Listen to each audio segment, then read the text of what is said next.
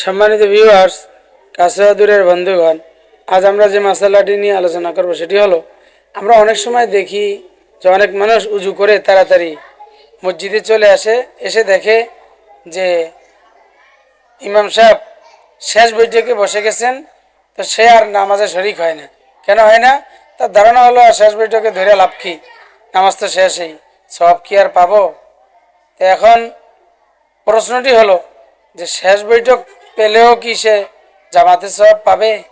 প্রশ্নকৃত মাসালার উত্তর হলো, কোনো ব্যক্তি যদি শুধু শেষ বৈঠক এসে জামাত পায়, এরপরে বাকি নামাজ নিজে একে একে আদায় করে নেয়, তাহলেও সে জামাতের যে মৌলিক সওয়াব যেটা আছে সেটা সে অবশ্যই পাবে।